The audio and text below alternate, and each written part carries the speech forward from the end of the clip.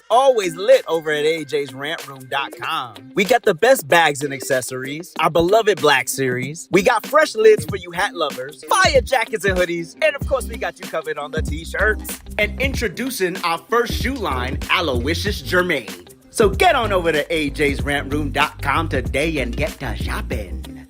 You won't be disappointed.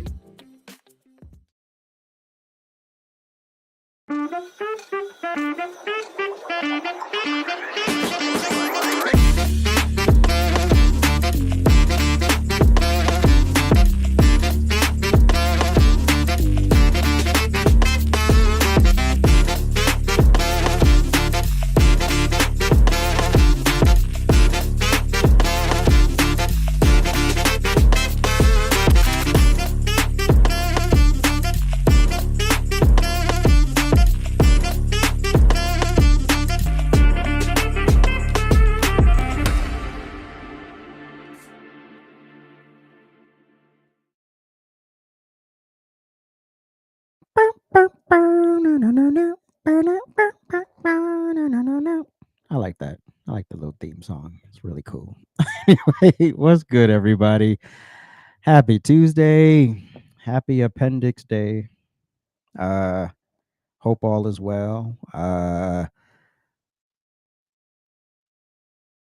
was something I was gonna say and I forgot, but not me forgetting right at the top of the show. But today we're gonna discuss free speech. We're gonna talk about that. That's gonna be our main story, and then Malcolm Jamal Warner's mom spoke out this morning, so we're going to watch a couple clips from her interview with Robin Roberts. And but first, unfortunately, more bad news. Actor Robert Redford has passed on, has gone on to glory at the age of 89, lived a long, great life.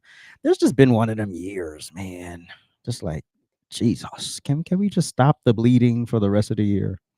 Just like, everybody, I'm high.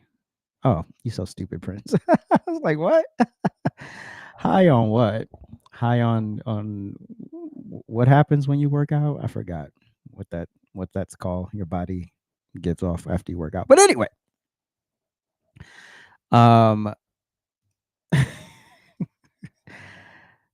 Robert Redford, magnetic Hollywood icon and Sundance founder, dies at 89.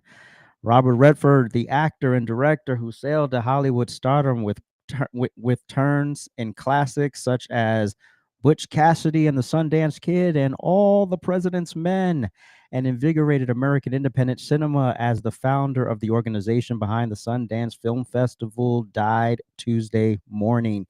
He was 89. Cindy Berger, his publicist, said he died at home in the mountains of Utah. Not Utah. Nobody else go to Utah for the rest of the year. The place he loved, surrounded by those he loved, he will be missed greatly. The family requests privacy, as they should. Redford was best known as a go-to leading man of the late 1960s and 1970s, instantly recognizable for his windswept hair and widely beloved for his easy charisma. But he was also an accomplished filmmaker, committed political activist, and culture-shaping entrepreneur. He won the Best Director Oscar for the family melodrama Ordinary People in 1980, the first of his 9 stints behind the camera. Redford's expansive spirit will live on through the Sundance Institute, a nonprofit he founded in 1981 that sponsors the Sundance Film Festival. The festival, held annually in the Snowy Park City, Utah, showcases offbeat projects and has helped launch many careers. You know, this has just been a year for celebrity, bro. But rest in peace, Robert Redford. You made great contributions to the arts. We appreciate everything. I don't know. I'm kind of still numb, so I don't know. I don't know how to process any of this at the moment. Um, yeah, yeah. I don't, I don't, I don't know. I don't know. It's just a lot, man. We got Ozzy, we got Hulk Hogan, Malcolm Jamal, and several. I mean, just people. And I understand it's a cycle of life, you know. But and if you could be blessed to live to be 89 years old, you know, I guess that's the blessing in all of this, is that he got to live a long and fulfilled life. And some people will not, unfortunately. But rest in peace, Robert Redford. We appreciate you.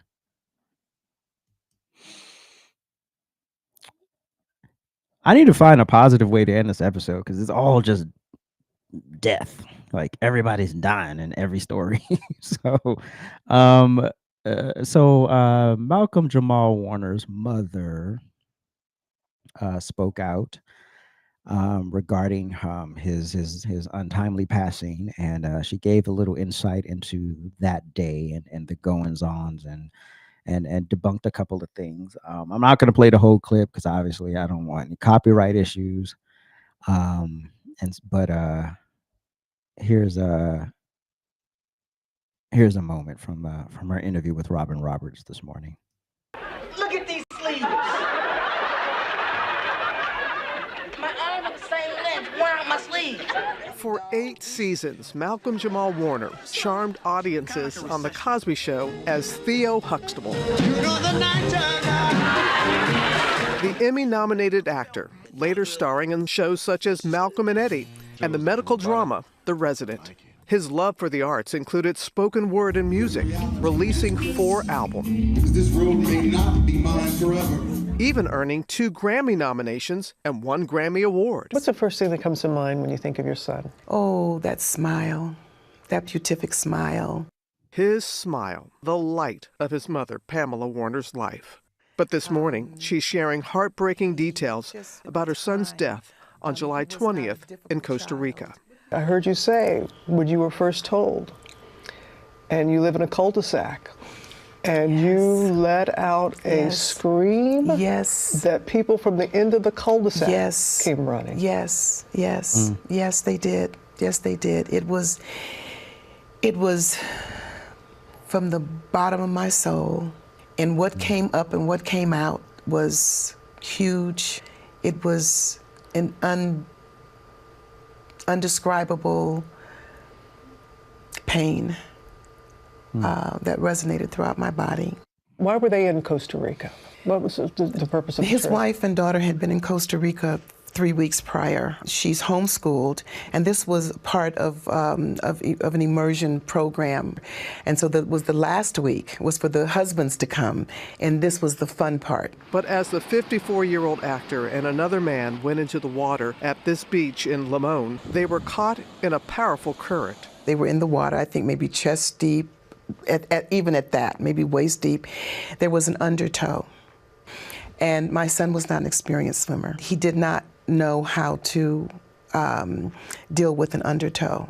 In the aftermath, initial reports stated Malcolm and his 8-year-old daughter were both spotted struggling in the water, something Pamela denies. From what you have known, she was on shore. She was not in the water. She was not in the water. He was with another gentleman. The same thing happened to the other gentleman, but he was a more experienced swimmer, and he was able to rescue himself. But Malcolm was not. That's the physical part of it, but the spiritual part of it that was his time. Jeez. You can obviously she's still processing all of this, you know, when losing people suddenly is, I mean, it doesn't really matter. At least in my life, it didn't matter if I lost someone suddenly or if I had time. Nothing really prepares you for the moment it happens, whether it's no warning or whether you have 5 years, you know. And so we all process grief differently. We all process how things happen differently. It's unfortunate, but I think the lesson for me and for many others is, if you're not an experienced swimmer, look up before you go on these types of vacations how to if God forbid you should get caught in one of those currents, how to possibly survive it. Because I don't know. I don't know at this very moment. Like I literally wouldn't know. We think waves are very um, harmless, but no, obviously not. And yeah, just do your due diligence before you go on vacation and try to partake in some fun, because we want everybody to get home and safely and soundly. And yes, Cali, I rarely got like I went to the beach a lot in California, Pat, but I rarely got in the ocean cuz I need to um I need to know how to navigate that before I go into that. And then also the Pacific Ocean is always cold. It's always very cold. It's like it didn't matter. It could be 90 degrees out. The Pacific Ocean is cold. But yeah, so just learn some safety techniques. I mean, you can YouTube University for everything, and then if you have the privilege of going to a pool or something, just to practice, that would be great as well. So we will never have any tragedy like this happen again. But rest in peace, Malcolm Jamal Warner, Robert Redford, Ozzy Osbourne, Hulk Hogan, all the folks we've lost so far this year. This has been a very, very trying year on the celebrity front, as I've said. But I thought I would never see the day that 9/11 would be the B story.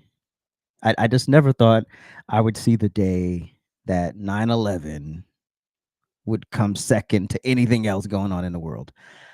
But the fact that Charlie Kirk was, I think the way Charlie Kirk died and the fact that most of us saw it, I think that's the thing that really is more impactful with how folks are managing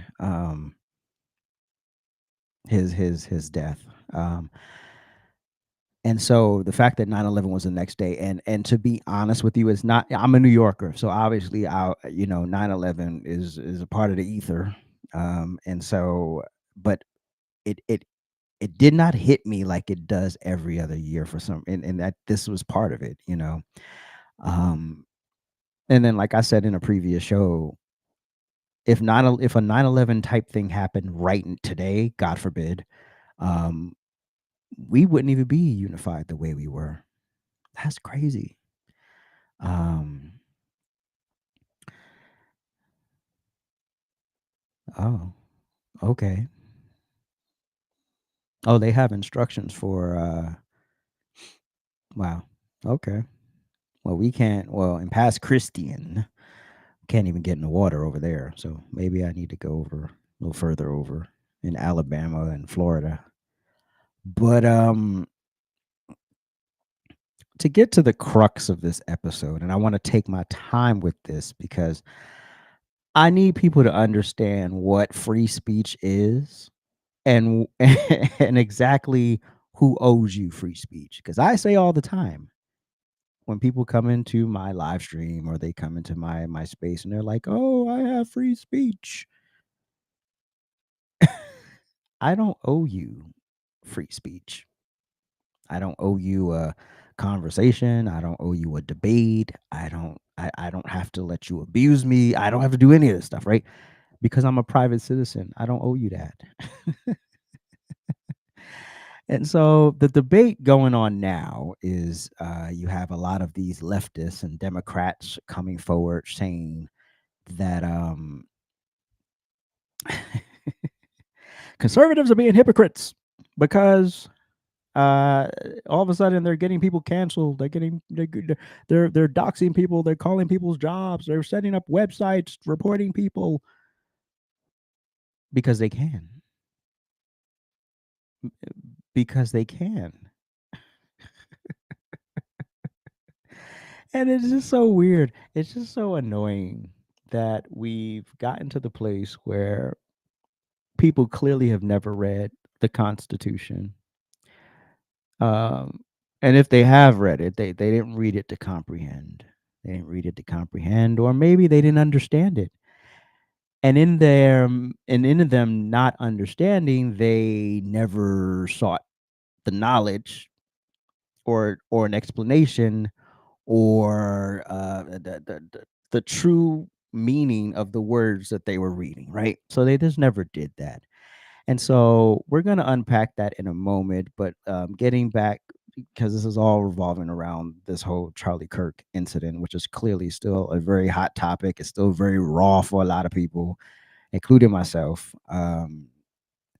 It's just weird. I just wake up and I'm like, I saw that video, and one time I saw it once. Once. I don't ever need to see it again. And just to see people celebrating that imagery, wow, I'm still flabbergasted, and I just don't know if you can change hearts. I don't need to change your opinion, but come on, like, for real. But I also thought I would never see the day that a sitting vice president would be substituting for someone on a podcast, which happened yesterday when Vice President J.D. Vance sat in for the Charlie Kirk show. He was great. He was clear. He was concise. He was on point. And here's a clip. There is no unity with people who scream at children over their parents' politics. There is no unity with someone who lies about what Charlie Kirk said in order to excuse his murder. There is no unity with someone who harasses an innocent family the day after the father of that family lost a dear friend. There is no unity with the people who celebrate Charlie Kirk's assassination. And there is no unity with the people who fund these articles, who pay the salaries of these terrorist sympathizers, who argue that Charlie Kirk, a loving husband and father, deserved a shot to the neck because he spoke words with which they disagree. Did you know that the George Soros Open Society Foundation and the Ford Foundation, the groups who funded that disgusting article justifying Charlie's death, do you know they benefit from generous tax treatment? They are literally subsidized by you and me, the American taxpayer. And how do they reward us? By setting fire to the house built by the American family over 250 years.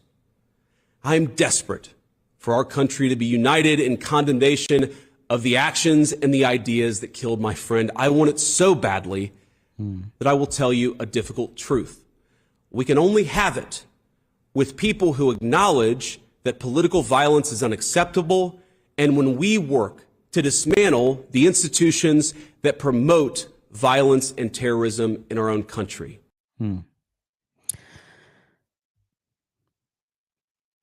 Nothing to dispute there. Yes, Pat, this is the fact that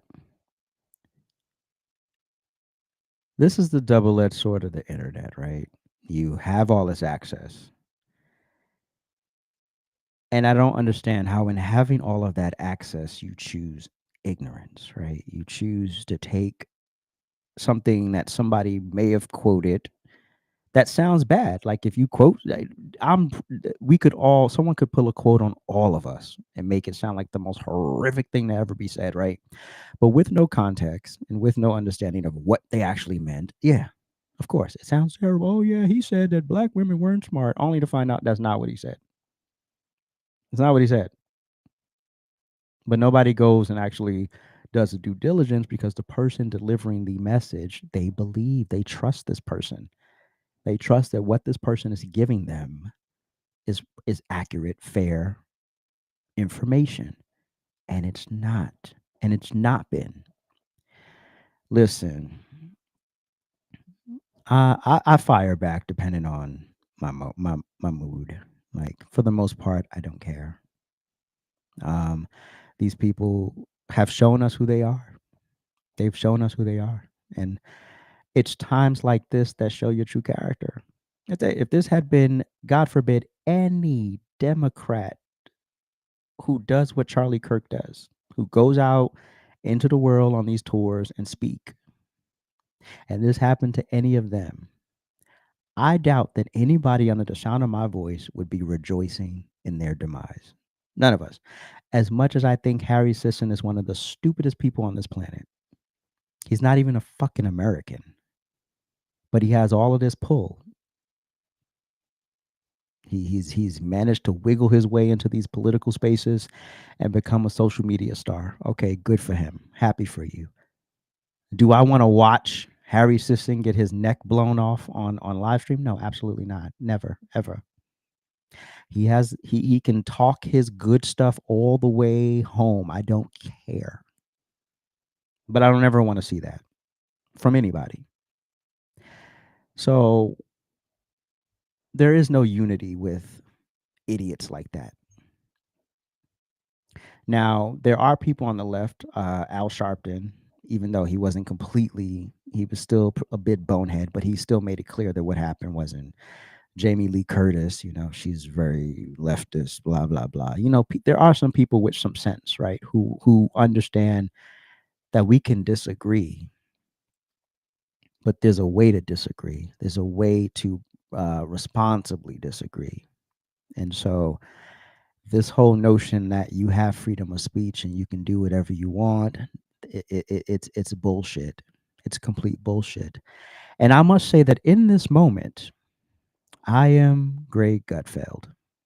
I am Greg Gutfeld all the way home. Yes, we don't need it. What is interesting here is why is only this happening on the left and not the right? That's all we need to know. There's absolutely no cognitive... What about Melissa Hortman that we just talked about? You want to talk about Melissa Hortman? Did you know her name before it happened? None of us did. None of us were spending every single day talking about Mrs. Hortman. I never heard of her until after she died. She doesn't matter? Don't play that bullshit with me. You know what I'm saying is there was no demonization, amplification about that woman before she died. It was a specific crime against her by somebody who knew her. The same. Now you could bring up Josh Shapiro, but then you will not bring up, for example, that was a pro-Palestine person. So don't use your. What about this? The fact of the matter is the both sides argument not only doesn't fly, we don't care. We don't care about your both sides argument. That shit is dead. For one thing, there is no cognitive dissonance on our side. On your side, your beliefs do not match reality, so you're coming up with these rationalizations like, what about this or what about that? We're not doing that because we saw it happen. We saw a young, bright man assassinated, and we know who did it. We are not coming up with rationalizations. We are calm, we are honest, and we are resolute. We're not defensive, and I understand the defensiveness. I understand why people are saying, what about this and what about this? Because if you have to face the underlying fact to this, your life is going to fall apart because you're going to realize you're not the good guys. If you sat around and you defended the mutilation of children, you're not the good guys. If you sat 600, 700 cases of harassment against Republicans and you said, but what about this? What about this? And then you see this murder after calling somebody a fascist, you realize maybe I'm not the good guy. That is a hell of a realization to deal with. So therefore, you have to grasp at rationalizations. You don't have to do that, Jessica. They do. I don't believe you're part of that group, but why the hell do you have to mimic and echo that crap to us? He was a patsy. That guy was a patsy. He was under the hypnotic spell of a direct-to-consumer nihilism, the trans cult, and you know that. If you can decide that biology is false, you can agree that murder is okay and that humanity is expendable. How you cannot see that alone and see that for what the evil it is without having to attach all of these other things is beyond me. I just want to be clear, and I want to let people speak. I in no way intended at all to minimize what happened to Charlie. I was horrified by it. I have not been on the five but since the two sides argument, it's like pig Latin to a duck. No.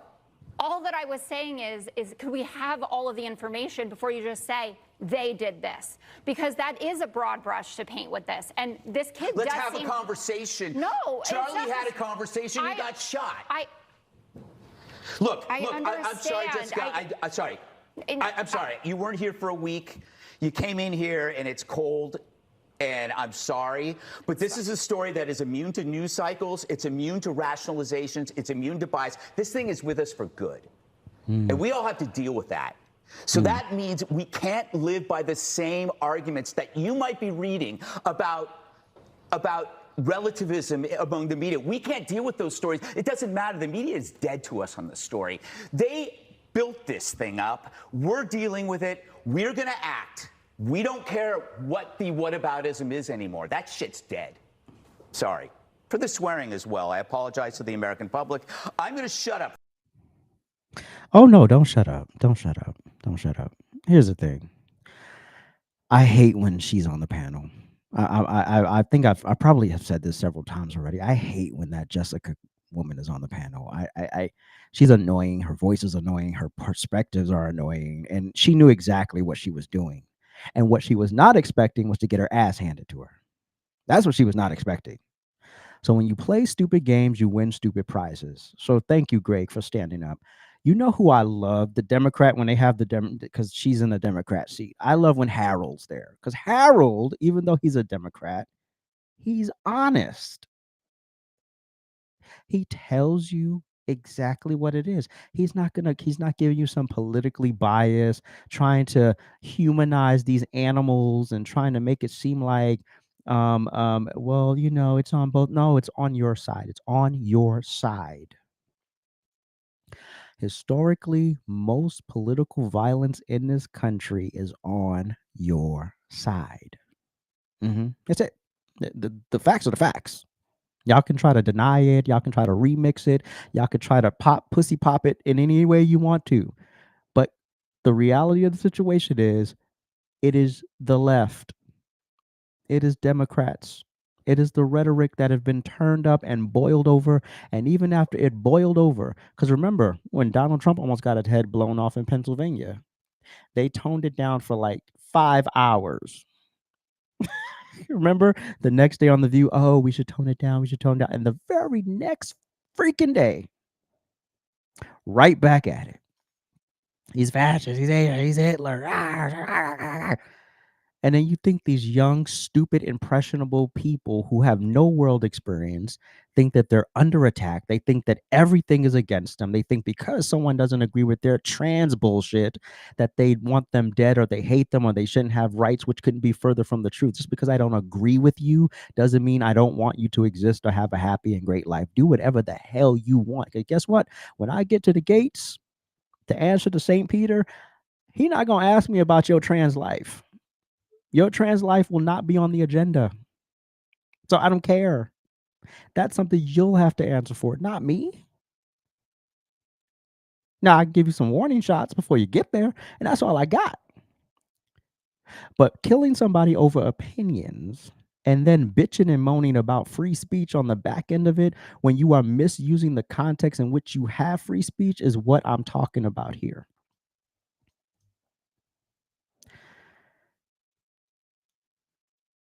The First Amendment is not for me in terms of what I owe you, another private citizen.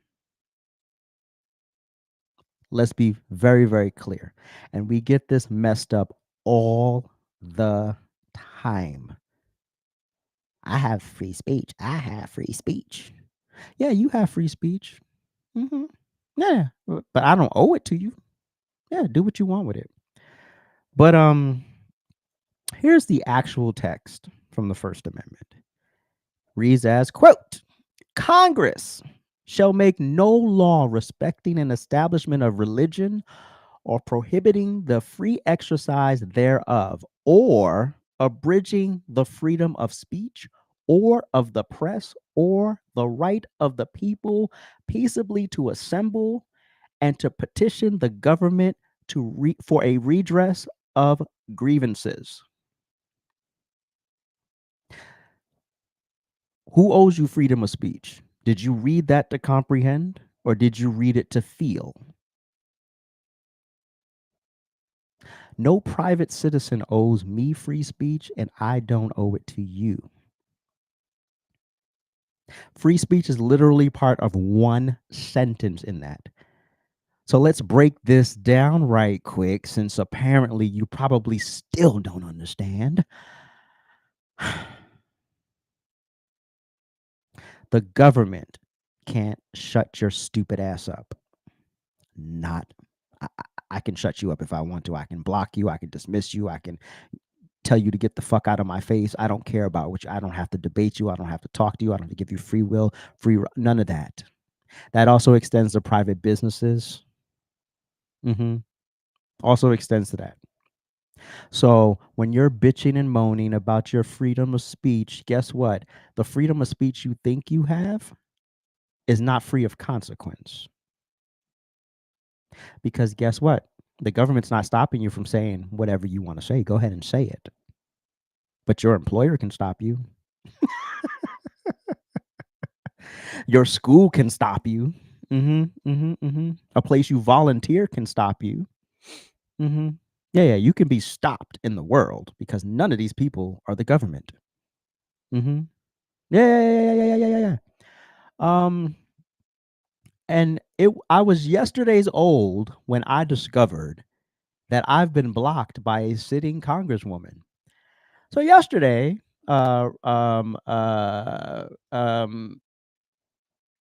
right-wing angel posted this on his Instagram. So this is Ilhan Omar. She says, to those claiming they're for free speech while punishing and silencing those for exercising that right, you're not pro-free speech. This is a sitting congresswoman, y'all. This is a musty African sitting in Congress who clearly has never read the First Amendment. So, right-wing angel politely responds to reminder of history, and he says, this you?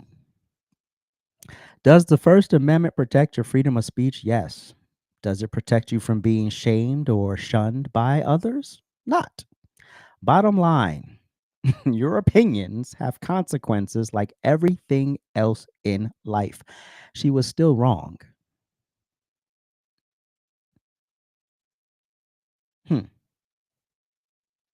So I want to get my lick in. So I saw it on Instagram. I'm like, oh, let me go. So I go to X. I search her name, and her account doesn't come up. And I'm like, where's her account? Where's her account? What did I do? So I went to my private X account, and I looked her up, and she came right up. Boom. I said, oh shit, she blocked me. I have no idea what I said. I don't know what I said to her. I don't know. It's one of them things. It's like, what did I say to you? And I don't really care to go look, but what did I ever say to you? Anyway, don't care. When you have a sitting congresswoman, because she's stupid, she's very dumb, along with AOC and the other one that looks like her breath stinks, Rashida Tlaib. They all are very, very dumb people. They've never had to debate for their seats. They've never had to earn being in Congress, So they literally have a small constituency of people who send them to Washington to talk a bunch of nothing and do nothing, right? And all they're doing is their net worth is increasing, their quality of life is increasing, everything's getting better for them, right? But their constituents, probably not so much, right? But we stand there and we talk a good game and we get loud and we get boisterous and we talk about stuff. Meanwhile, you haven't read the fucking First Amendment and you're sitting in the halls of Congress. That's an absolute wow. That's an absolute how the hell. Yeah. You were right about freedom of speech. Yeah, you can talk all the good shit you want. But nobody, no private citizen has to respect your opinion. No private citizen has to sit back and let you get your licks in because you watched a man you don't like get murdered on live stream. No, that's not how that works. Some people will say, oh, well, Charlie Kirk's consequence for free speech was he died. Y'all get it fucked up. Charlie Kirk wasn't just talking about his own free speech. He's talking about yours too, you fucking twit. Right. He wanted you to have the freedom to express your opinion as he did his. And to have the discourse, because once we're not talking to each other, We just start theorizing what the other person is thinking. We start to make stuff up because we automatically, when we start thinking of things, when we're not getting things from people, like communication from people, we just go to the worst. We go to the worst version of Black Lives Matter. We go to the worst version of MAGA. We go to the worst version of a liberal, a conservative, a Democrat, a Republican, an independent, a libertarian. We go to the worst versions of those people and try to mirror that against the majority who aren't bad people. Right.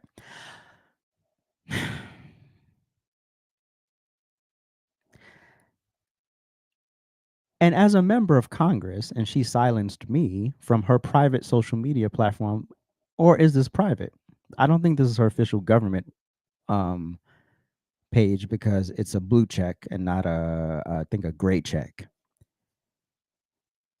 So yeah, you have the right to free speech. Yeah, the government can't stop you, but we damn sure can. We can damn sure destroy your life, just like y'all did ours. Remember 2020? How quickly these people forget. They forget 2020, they forget 2021, 2022, 2023. They forgot all of those years, right? And then they also forgot the first 4 Trump years. They forgot all that too, right? The censorship. These social media platforms fucked us hard with no Vaseline. And y'all was sitting there applauding every time one of our accounts went down, every time a post went down, every time we were censored in some way. Right. Every time we had to revise a video because they didn't like it or hurt somebody's feelings, and so they mass reported it. Yeah. So just like you don't owe me freedom of speech, bitch, I don't owe you freedom of speech. I don't owe you anything. I don't have to like you, respect you, or endorse what you want to do in your bedroom. That is your choice. Ain't got nothing to do with me. So yeah, you're not free of consequences. You can pop off all day. You can get reckless, but just know that when it costs you your job, your boss has every right to fire you over being a menace on social media. Y'all have called conservative jobs for saying nothing extreme, just simply having an opinion you don't like. I don't like what they're saying. Let me call their job. I don't like what they're saying. And they're not saying anything crazy, right? They're not saying anything crazy. If it could be something as simple as homosexuality is a sin, and you're calling someone's job, you're trying to find out where someone's child goes to school. That's y'all. So when you get the lick back, don't bitch and moan about free speech.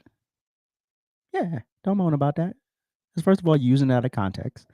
And secondly, freedom of speech does not mean you are clear and free from getting your ass whooped and losing your job. You're not free from that.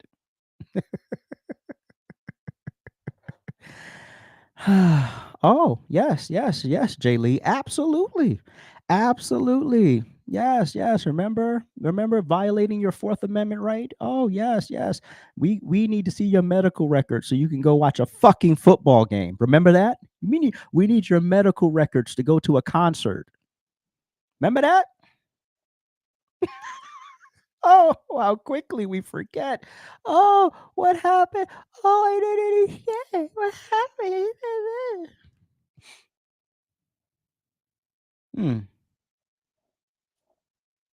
You need to be triple jabbed to get on an airplane. You need this, you need that. You can't go here, you can't go there. You can't be seen over here. You can't go to the gym without wearing a mask. Are you people really that retarded? Are you really that dumb? Is you dumb or is you stupid? I'll go with both.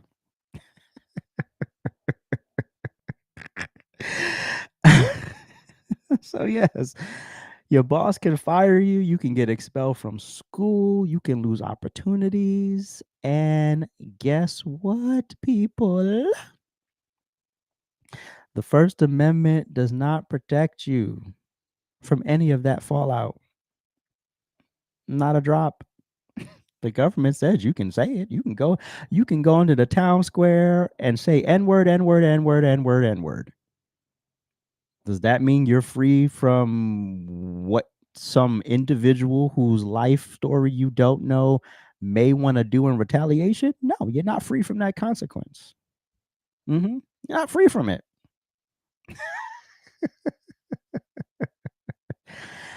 So somebody sent Ilhan Omar a copy of the Constitution. Apparently, she's never read it, even though she took an oath to protect it, but she never read it clearly. And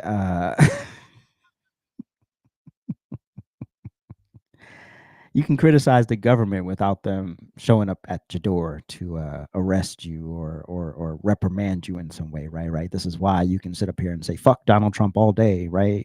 Just like we had to fuck Joe Biden, or let's go Brandon, right? And nobody from the government can come to our home and be like, yeah, well, you posted this on social media, like the stuff they're doing in Australia right now, right? So that's why you have that amendment. Okay, are we clear?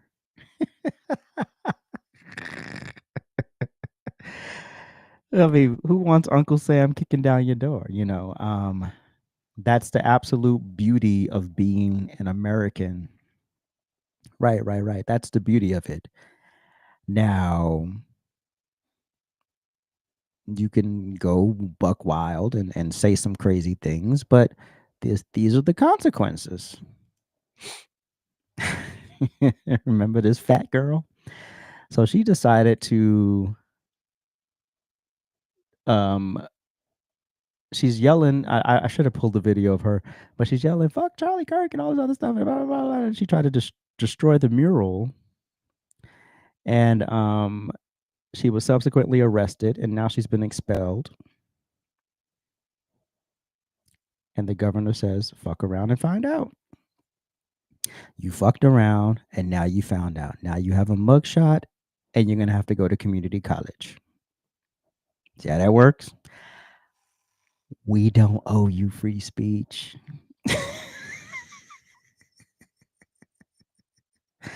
This is why civics is important. This is why it's important. It should be taught from elementary school. You should be learning civics from elementary school so you are clear on what your rights are. So you don't end up like the Central Park Five, regardless of what I think they did or didn't do. The stupidest thing they did was talk to law enforcement. That was the dumbest thing they did. When I watch all of these crime shows, first 48 hours, Snapped, and they're in these they're in these interrogation rooms telling everything. Whether they did it or they're in, and then this is how you get false confessions. This is how you get people trying to redact. No. You should have just shut up to begin with.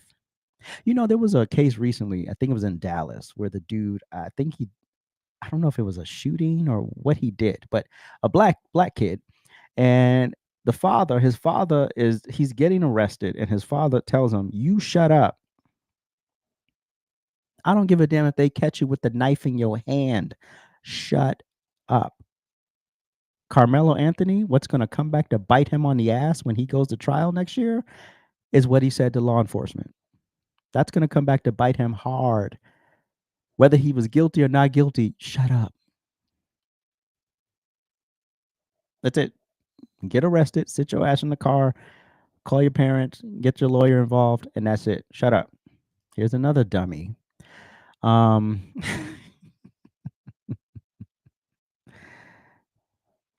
Was it worth it? Now you can't buy any more of these ugly wigs. Or for a while. I'm sure you'll find a job somewhere else, but you won't have any recommendations from where you were working. There you go. Was it worth it, people? You really see, here's the thing. I get up here every day and I say it like I mean it, and I understand that one day I'm not going to be here anymore. And one day somebody's going to go rummaging through the account looking for something. They're going to say, "Oh, he said this. He said monkey."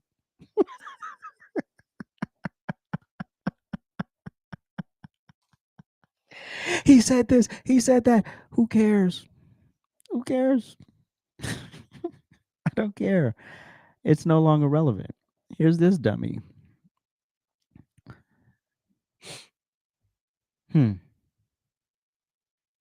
So you refuse to print a poster because of your personal beliefs. Like, you don't own Office Depot. Your job is just to print. Your job is not to make decisions on what you will and will not print. Your job is to print. You get paid $5 an hour to print, bitch. Now print. Now I'm pretty sure if if this was George Floyd or one of these other little criminal Negroes, you would have been printing. You probably would have gave him extra prints. Oh, I didn't agree with Charlie Kirk, so I'm not going to do it. Now you out of a job.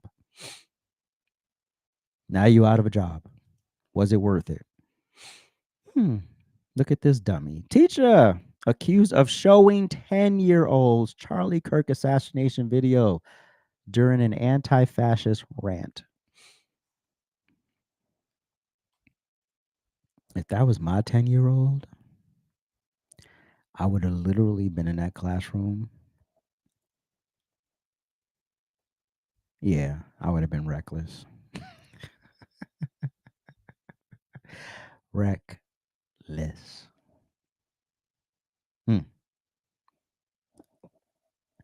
What the fuck was the point of showing them such horror, such gore?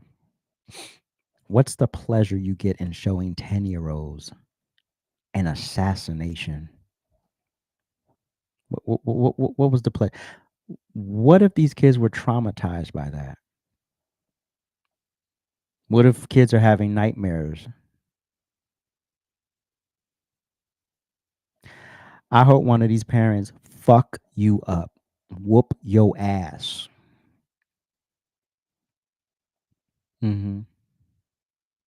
Fuck being fired. Yeah, you should lose your job. You should never work as a teacher again anywhere. Anywhere. Not even the most liberal district should you have a job. Anywhere. But I know this. There would have been some boys in black that would have met your ass outside. You wouldn't have known where they came from or how they got there, but they gonna whoop your ass. It's called a consequence for being a stupid bitch. And you talk about fascism. Bitch, you're the fascism. Bitch, you are literally the fascism. How the fuck you the fascism and then you talking about being anti-fascist? Here's somebody with political beliefs that I didn't agree with, so we had him killed. Let's watch the murder, and we're happy about it. Bitch, that's fascism. What the fuck is wrong with these people? Like, what raised these fucking barn animals?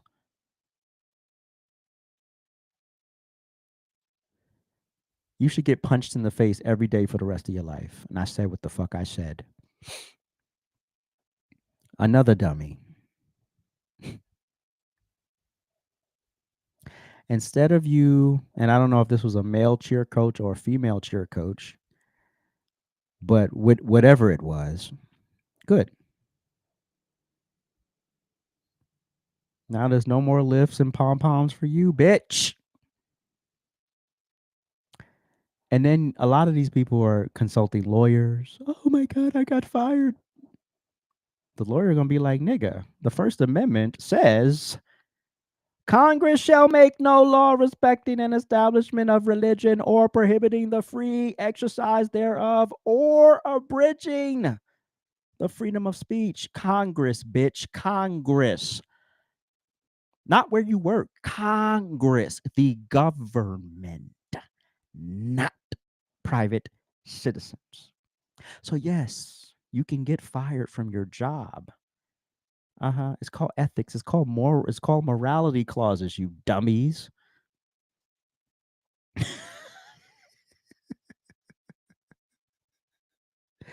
You can't barge. Oh yes, he got shot.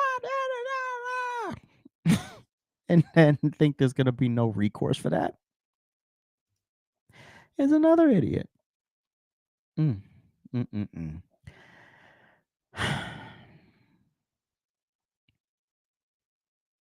Now, if the repercussion is somebody goes there and retaliates in a violent way, it's the fault of the individual, right? You know, they're just doing too much, right?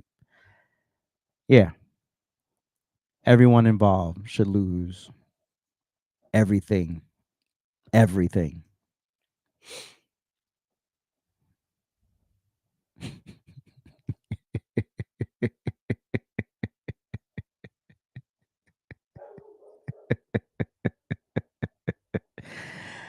Was it worth it, Union President? Was it worth it, Union President? Everyone, Union President to the floor, Union President to the floor. Was it worth it, you twit? Was it worth it?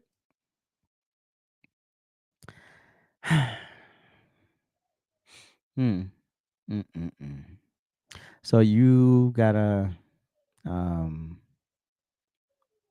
great job being a senior artist, and you decide that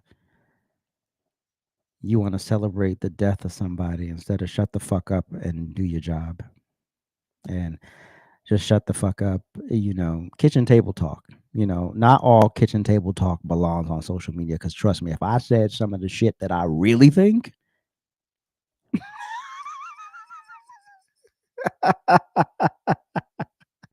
where my Judge Judy left. Yeah. If I said the stuff that I really think, motherfucker, I wouldn't have a YouTube or Instagram or TikTok or nothing. I have nothing.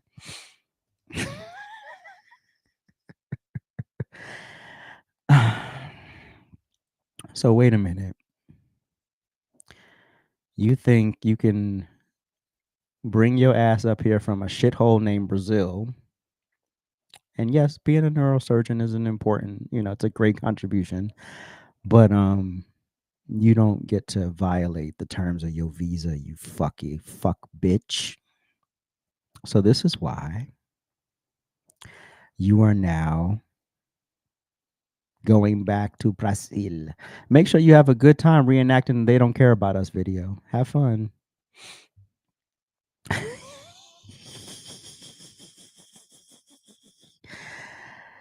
What is wrong with the people that deal with the brain? Are y'all not using y'all brain?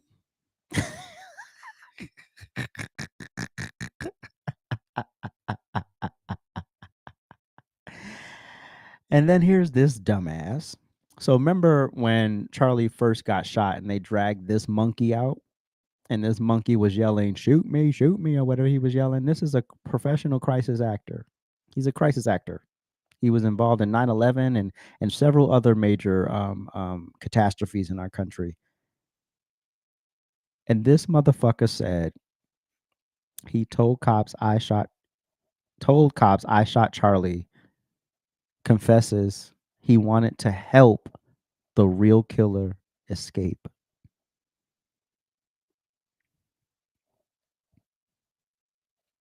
What condition do you wake up in the morning and say, I want to just go out in the world and be an agent of chaos just to be one, because I don't agree with you. I'm just going to be the most poor example of a human being. Huh? Interesting.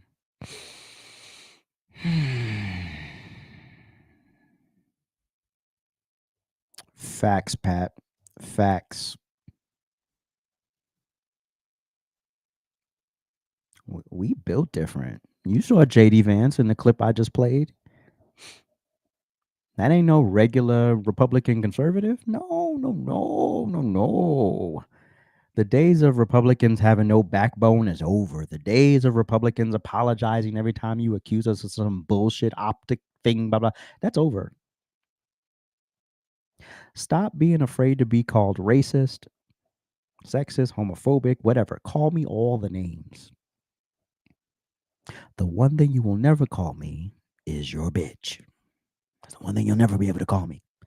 You can call me everything under the sun. I don't care. I know who the fuck I am. I know who I am. So yeah, let's be clear.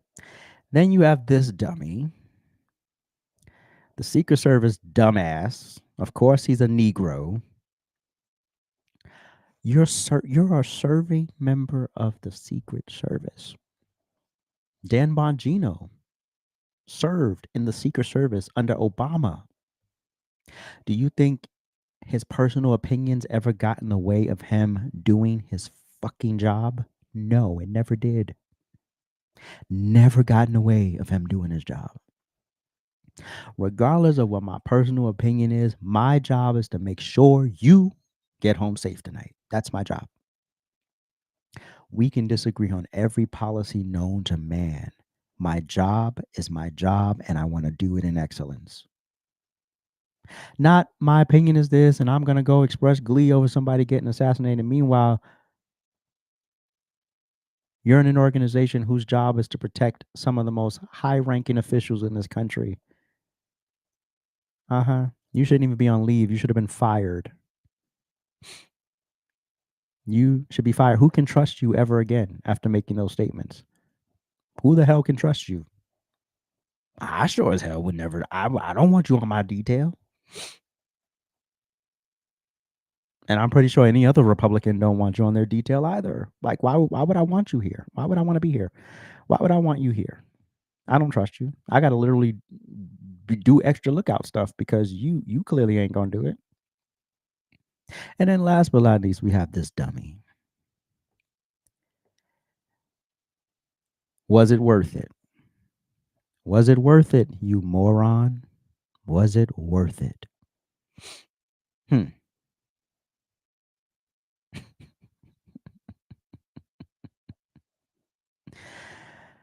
And I hope I Speak got reported because he should have gotten reported by now. What's his name? Anthony Highland. I think that's his full name. Hopefully Anthony Highland has been reported for his vulgar post on Charlie Kirk.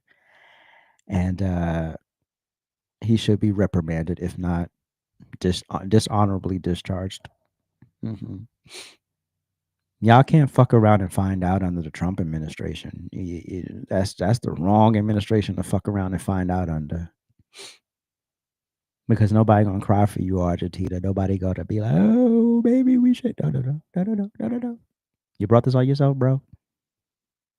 100% brought it on yourself. And we don't care anymore.